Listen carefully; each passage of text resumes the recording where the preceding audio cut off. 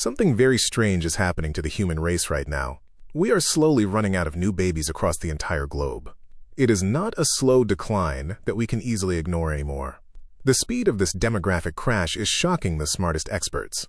In more than two-thirds of all countries, birth rates are falling.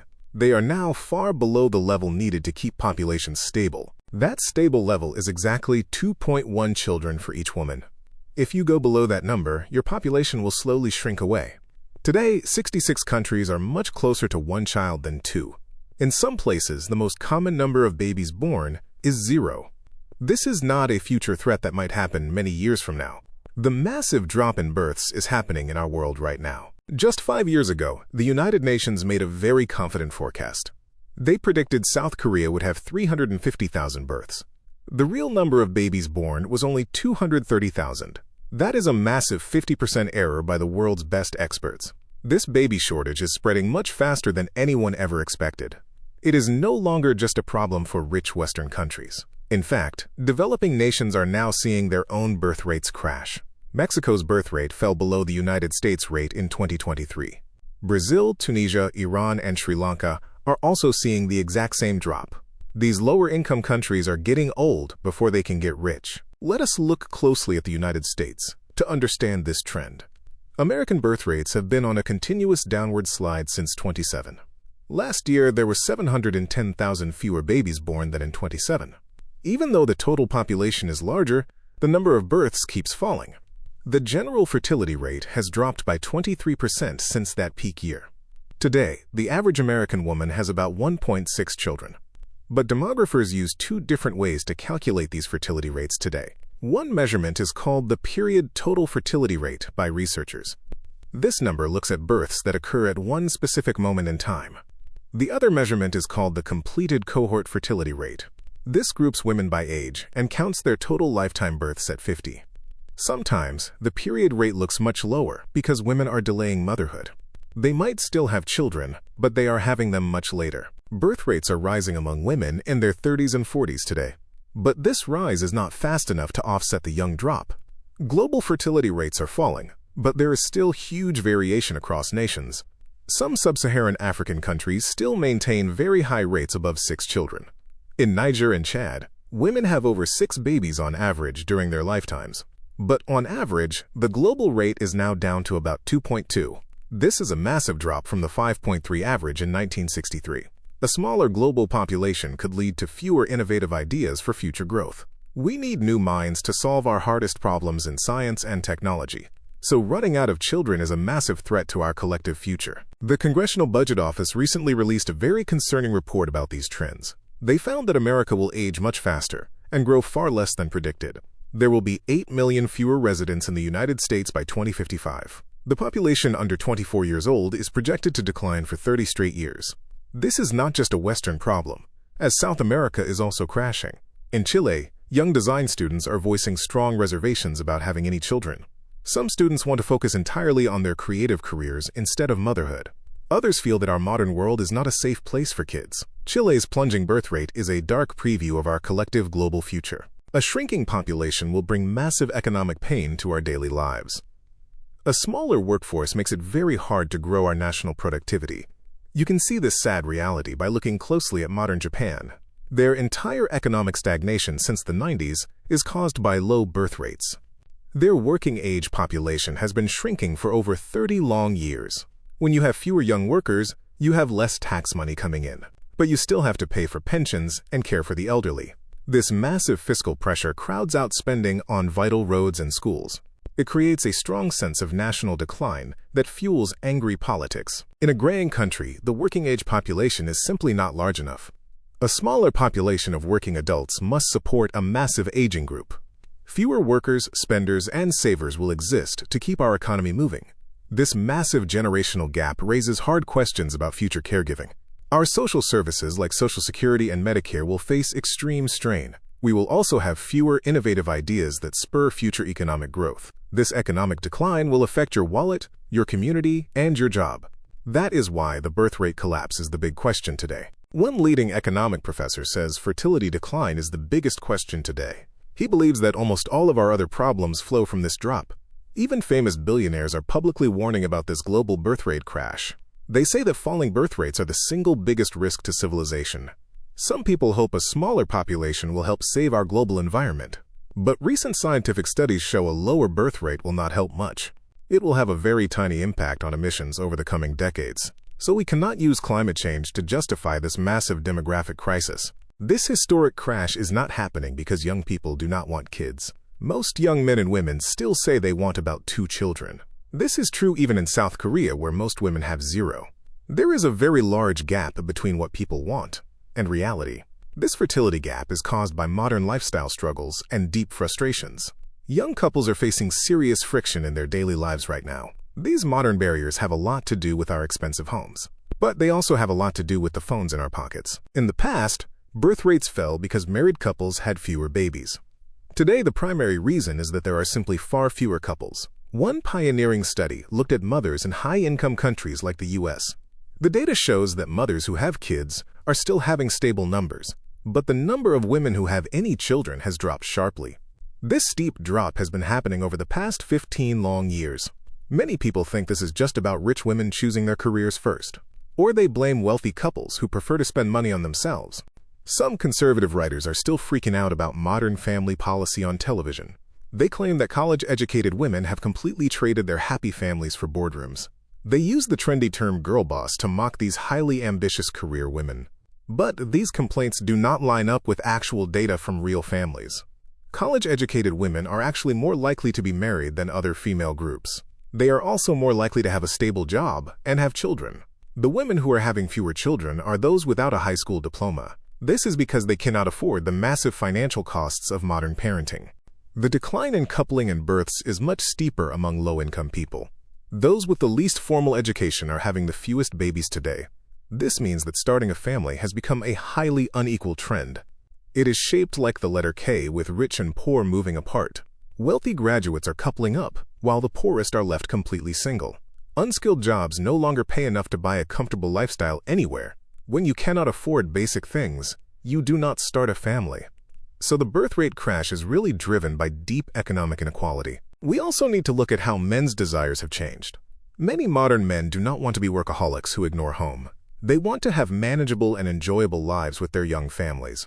Recent time use surveys show that husbands are reducing their paid work hours. They are actively spending more of their time on domestic housework. Millennial and Generation Z fathers are spending far more hours doing chores. Because men are doing more parenting, they see the direct costs. They do not want more children than they can support emotionally. Many husbands also want working spouses to share the heavy financial pressure. So family sizes are shrinking because both partners are making conscious choices. A researcher from the American Institute for Boys and Men looked at time data. After the pandemic, husbands actively reduced their paid work hours to be home. They significantly increased their weekly hours spent on house chores and childcare. This shift was especially strong among college-educated fathers with very young kids. It represents a massive reversal of historical trends that lasted for many decades. Because fathers are playing a much bigger role, they see the direct costs. They realize that raising a child is a massive investment of time and energy, so they are choosing to limit their families to 1 or 2 kids. Governments across the world have tried to fix this drop with money. Developed countries have tripled their real spending on child benefits since 1980. They have created subsidized daycare, paid parental leave, and active father programs. Fathers are doing more childcare today than at any point in history. Yet birth rates in these countries dropped from 1.85. They slid all the way down to 1.53 instead. All of those expensive government programs have failed to stop the decline. Throwing money at happy couples does not work if people lack partners. In Singapore, the government offered cash incentives of over $8,000. But these generous payments had very little success in boosting their birth rate. The extreme cost of living easily wiped out those small cash bonuses. Even in rich Nordic countries, birth rates fell despite high economic support. Those stable nations still saw a major plunge in their fertility rates. This proves that simple cash payouts cannot fix this deep social crisis. We are dealing with a much bigger problem than just money. So what is stopping young adults from forming these committed romantic partnerships? In countries like the US and UK, housing is a massive barrier. Analysis shows that half of the birth decline is caused by housing. Falling home ownership has forced many young adults to live with parents. Without a stable home, Young people avoid making any long-term commitments. But housing is not the only reason for this massive global drop. In Nordic countries, birth rates fell even though young people live alone. Those stable nations still saw a major plunge in their fertility rates. Even when couples can afford to move in together, they face trouble. Partners who move in together are now more likely to split up. They are actually more likely to separate than to have a child. This is a very sharp and depressing reversal of our historical norm. Other economic factors also do not fully explain this sudden global slide. The drop happened in countries hit hard by the global financial crisis. But it also happened in nations that were completely untouched by it. It hit slow-growing Western Europe and rapidly growing parts of Asia. Young people's wages peak later now. But that is a slow shift. We are also seeing big changes in the lives of young adults. Girls are now much more likely to attend university than young boys. Lower-educated young men are often out-earned by their female partners now. This changes the entire calculus for settling down with a romantic partner. But these social shifts are also very slow and vary by country. They do not match the sudden, vertical drop in our birth rates. So researchers started looking for a much faster and more global culprit. They found it in the high-tech digital devices we use every day. Scientists are now pointing their fingers at our modern smartphones and apps. One brilliant study looked closely at the rollout of high-speed 4G networks. This research was done in the United States and the United Kingdom. The number of births fell first in areas with early high-speed mobile. These fast mobile networks allowed young people to adopt smartphones very quickly. The authors argue that smartphones transformed how we spend our precious time. They sharply reduced real in-person socializing among teenagers and young adults. This lack of real-world contact led directly to a collapse in fertility. The timing of this digital shift matches the birth rate drop perfectly. In the US, UK, and Australia, young birth rates were very flat, but they began a marked continuous decline starting right around 27. The exact same steep slide began in France and Poland in 29. Mexico, Morocco, and Indonesia saw their birth rates plunge in 2012. Ghana, Nigeria, and Senegal had precipitous drops between 2013 and 2015. All of these sudden drops happened when smartphones became widely adopted. No matter the previous trend, births plunged after high-speed internet arrived. The younger the age group, the more pronounced this birth decline is. This mirrors the exact patterns of daily smartphone use across the globe. One economics professor says our modern digital media environment is the cause. It has had profound negative effects on romantic coupling among young adults. This is supported by clear evidence from dozens of different countries. In South Korea, young adult in-person socializing has halved in 20 years. If you spend less time socializing, finding a partner takes much longer. Many young people fail to find a real-world match at all. Dating standards have also been deeply warped by our favorite social media. If you spend all your time socializing with real peers, you remain grounded. Your standards for a romantic partner are anchored in the real world. But if you spend your days on Instagram, your standards are artificial. You start comparing normal local people to highly polished digital models. This makes finding a real-world match feel almost impossible for young adults. Finnish researchers also found that heavy social media use causes sexual dysfunction. It is keeping people from forming healthy, committed, real-world, romantic bonds. This technology shock is even stronger in traditional cultures across the world. One researcher notes that smartphones have a larger impact in traditional societies. The Middle East and Latin America show some of the steepest drops. In sub-Saharan Africa, heavy social media use is linked to lower fertility. But in South Asia, women have much less access to the web. Because of this digital gap, fewer young people remain single there. Social media allows young women in traditional places to bypass old authorities. This digital exposure raises their expectations for a healthy, equal relationship. This process of cultural leapfrogging is happening very fast right now. Young women are raising their standards beyond what local men are prepared for. This has created a massive ideological divide between young men and women. It is especially concentrated among people who do not have college degrees. In this group, young women are moving quickly to the political left. But young working-class men are not moving left with those women. Because of this political divide, coupling and births have completely cratered. Digital screens are actively driving a wedge between the two sexes today. This is not the first time media technology has disrupted human families. Back in 2001, researchers studied the rise of television ownership. They found a very strong link between televisions and falling birth rates. This link was actually stronger than changes in local income or education. Later, scientists studied the impact of watching popular soap operas in Brazil. Soap operas that showed small, wealthy families led women to have fewer kids. In 2018, a study found that owning a television led to less sex. But smartphones are much heavier, more solitary, and far more addictive than TV. Social media also intensifies how we react to difficult economic trends today. It takes gradual shifts like high housing costs and makes them feel urgent. These platforms constantly show negative news about the state of our world. This constant exposure creates a persistent sense of deep worry and insecurity. Young adults feel too anxious about the future to make big commitments. This digital anxiety acts like a powerful psychological contraceptive in our lives. We are too busy doom-scrolling to think about building a family. This persistent worry is keeping the next generation from having babies. This lack of babies also makes the politics of immigration highly unavoidable. You need taxable income from actual people to keep your welfare state going. If you run out of native workers, you must import them from abroad. But fast immigration often leads to a massive, angry political backlash at home. People fear losing their traditional culture, native languages, and unique national identity. For example, fast immigration could doom regional languages like Catalan in Spain. So we face a future with no easy political answers to our problems. Slashing retirement benefits or increasing immigration will both trigger massive public anger. The Penn professor says only two things really matter in the world right now.